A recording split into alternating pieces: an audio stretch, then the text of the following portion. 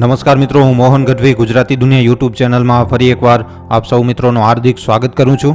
મિત્રો, સોનું એક એવી વસ્તુ છે જે ભારતના દરેક ઘરમાં, દરેક બજારમાં અને દરેક મનમાં એક ખાસ સ્થાન ધરાવે છે. ગુજરાતમાં તો સોનું ખાલી એક ફક્ત ધાતુ નહીં પણ સમૃદ્ધિ, સલામતી અને સાંસ્કૃતિક વારસાનું પ્રતીક હોય છે.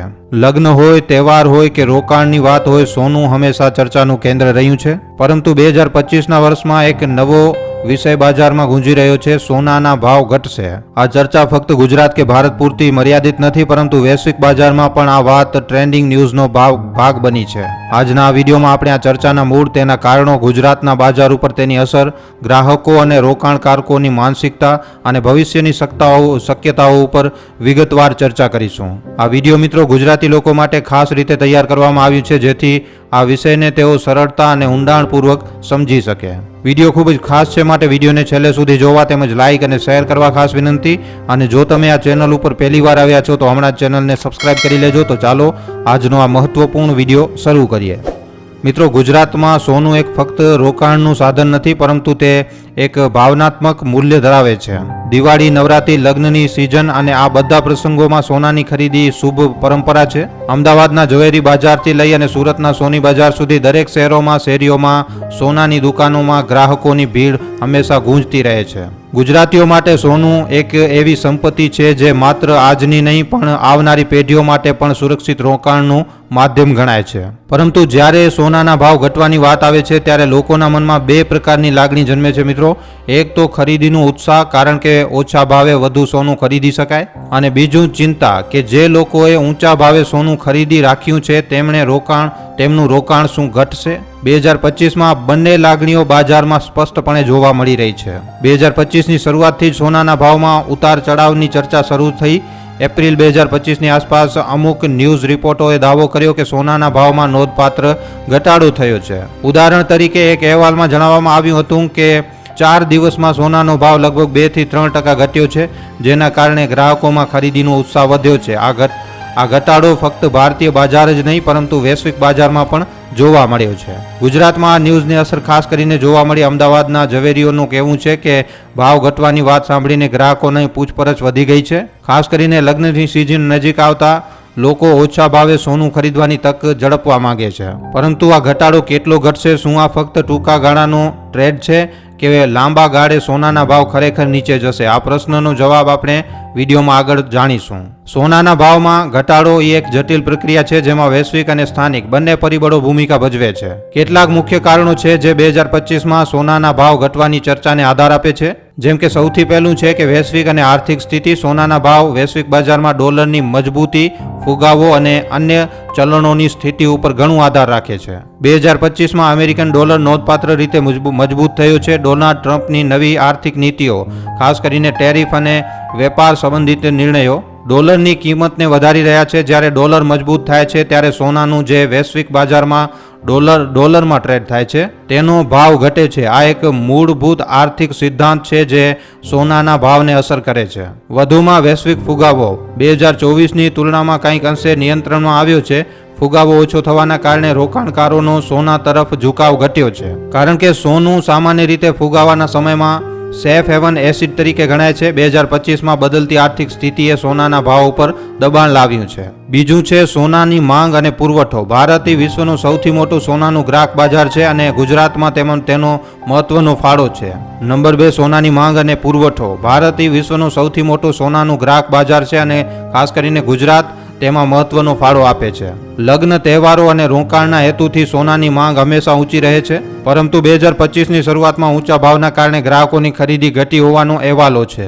ખાસ કરીને ગુજરાતના નાના શહેરો અને ગામડાઓમાં જ્યાં લોકો બજેટની મર્યાદા ખરીદી શકે છે, ત્યાં ઊંચા ભાવે સોનું ખરીદવું ઘણા લોકો માટે મુશ્કેલ બન્યું. આ ઉપરાંત વૈશ્વિક બજારમાં સોનાનો પુરવઠો વધ્યો. ખાણકામ કંપનીઓએ નવી ટેકનોલોજીનો ઉપયોગ કરીને ઉત્પાદન વધાર્યું, જેના કારણે બજારમાં સોનાની ઉપલબ્ધતા વધી. વધુ પુરવઠો અને ઓછી માંગ એ ભાવ ઘટાડવાનું એક મુખ્ય કારણ બન્યું છે. નંબર 3, સરકારી નીતિઓ અને આયાત. ભારતમાં સોનું મોટા ભાગે આયાત થાય છે અને સરકારની આયાત નીતિઓને તેના ભાવ પર સીધી અસર કરે છે. 2024ના બજેટમાં સોના ઉપરની કસ્ટમ ડ્યુટી ઘટાડવામાં આવી હતી, જેના કારણે ભાવમાં થોડોક ઘટાડો જોવા મળ્યો. 2025માં પણ આવી નીતિઓની ચર્ચા ચાલી રહી છે. ઉદાહરણ તરીકે ભારત સરકારે સોનાની આયાતને પ્રોત્સાહન આપવા માટે નવા કરારો કર્યા હોવાનો સમાચાર છે, જેના કારણે સોનાનો પુરવઠો વધ્યો અને ભાવ ઘટવાની શક્યતા વધી. નંબર 4, વૈશ્વિક રાજકીય સ્થિતિ. રાજકીય અસ્થિરતા સોનાના ભાવને વધારે છે, કારણ કે રોકાણકારો આવા સમયે સોનામાં રોકાણ કરવાનું પસંદ કરે છે. પરંતુ 2025માં મધ્ય પૂર્વમાં શાંતિની શક્યતા અને રશિયા યુક્રેન યુદ્ધની અસર ઓછી થવાના સંકેતો જોવા મળ્યા છે. આના કારણે રોકાણકારોનો ઝુકાવ સોનાની અન્ય એસેટ્સ જેમ કે શેર બજાર અને ક્રિપ્ટોકરન્સી તરફ વળ્યો, જે ભાવ ઘટવામાં ફાળો આપે છે. ગુજરાત ભારતના સૌથી મોટા સોનાના વેપારી કેન્દ્રોમાંથી એક છે. અમદાવાદ, સુરત, રાજકોટ અને વડોદરા જેવા શહેરોમાં સોનાનું વેપાર ખરીદી મોટા પાયે થાય છે. સોનાના ભાવમાં ઘટાડાની ચર્ચાએ ગુજરાતના બજારોમાં બે પ્રકારની અસરો ઊભી કરી છે. ગુજરાતમાં લગ્નની સિઝન એ સોનાની ખરીદીનો સૌથી મોટો સમય હોય છે. ભાવ ઘટવાની ચર્ચાએ ગ્રાહકોને ખરીદી માટે પ્રેરાય કર્યું છે. ખાસ કરીને મધ્યમ વર્ગના પરિવારો જેઓ ઊંચા ભાવને કારણે સોનું ખરીદવામાં અચકાતા હોય છે, તેઓ હવે બજારમાં સક્રિય થયા છે. અમદાવાદના ઝવેરી બજારમાં ગ્રાહકોની ભીડ વધી હોવાનો અહેવાલો છે. પછી જે લોકોએ ઊંચા ભાવે સોનું ખરીદીને રાખ્યું હોય તેમના માટે ભાવ ઘટવાની વાત ચિંતાનું કારણ બની શકે છે. ગુજરાતમાં ઘણા રોકાણકારો સોનાને લાંબા ગાળાના રોકાણ તરીકે જુએ છે. ભાવમાં ઘટાડો તેમના રોકાણની કિંમત ઘટાડી શકે છે, જેના કારણે બજારમાં થોડી સાવચેતી પણ જોવા મળી રહી છે. ગુજરાતના સોનાના વેપારીઓ આ ઘટનાને એક તક તરીકે જુએ છે. ઘણા વેપારીઓએ ઓછા ભાવે સોનું ખરીદીને સ્ટોક વધારવાનું શરૂ કર્યું છે, જેથી ભવિષ્યમાં ભાવ વધે ત્યારે નફો કમાઈ શકાય.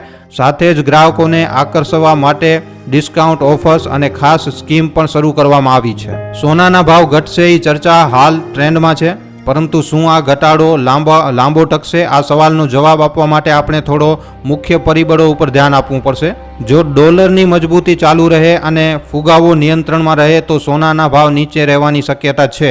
પરંતુ જો કોઈ નવી રાજકીય અથવા આર્થિક કટોકટી ઊભી થાય તો સોનાનો ભાવ ફરી એકવાર વધશે. પછી ભારતીય બજારની વાત કરીએ તો ગુજરાત સહિત ભારતમાં લગ્ન અને તહેવારોની સિઝન નજીક આવી ચૂકી છે. આ સમયે માંગ વધવાની શક્યતા છે, જે ભાવને ફરી એકવાર ઉપર લઈ જઈ શકે છે. સરકારની નીતિઓની વાત કરીએ તો સરકારની આયાત નીતિઓ અને કરવેરામાં ફેરફાર ભાવને અસર કરશે.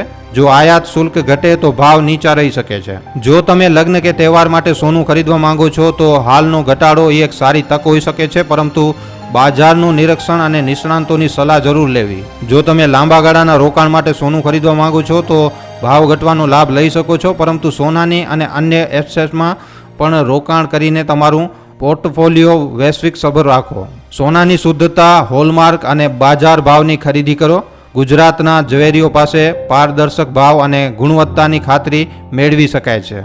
અંતે મિત્રો, સોનાના ભાવ ઘટશે એ ચર્ચા 2025માં ગુજરાત અને ભારતના બજારમાં એક મહત્વનો વિષય બની છે. આ ઘટાડો વૈશ્વિક આર્થિક સ્થિતિ, માંગ, પુરવઠો, સરકારની નીતિઓ અને રાજકીય પરિસ્થિતિઓનું પરિણામ છે. ગુજરાતના ગ્રાહકો અને રોકાણકારો માટે આ એક તક અને પડકાર બંને છે. ભાવ ઘટવાથી ખરીદીનો ઉત્સાહ વધ્યો છે, પરંતુ સાથે જ સાવચેતી પણ જરૂરી છે. ભવિષ્યમાં સોનાના ભાવ કઈ દિશામાં જશે એ કહેવું હમણાં ખૂબ જ વધારે મુશ્કેલ છે, પરંતુ ગુજરાતીઓ માટે તો સોનું હંમેશા ખાસ સ્થાન ધરાવશે, પછી એના ભાવ ઘટે કે વધે. આ વિડીયોનો હેતુ તમને એ ચર્ચાનું ઊંડાણપૂર્વક વિશ્લેષણ આપવાનો હતો.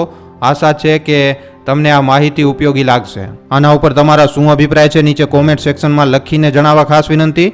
જો વિડીયો તમને પસંદ આવ્યો છે તો વિડીયોને ખાલી તમારા સુધી સીમિત ન રાખતા તમારા મિત્રો સાથે, પરિજનો સાથે, વોટ્સઅપ ઉપર, ફેસબુક ઉપર, યુટ્યુબ ઉપર જેટલો બની શકે વધારેમાં વધારે આ વિડીયોને શેર જરૂર કરજો. તો આજના વિડીયોમાં આટલું જ. હવે આપણે મળશું ફરીવાર એક નવા વિડીયો સાથે. ધન્યવાદ.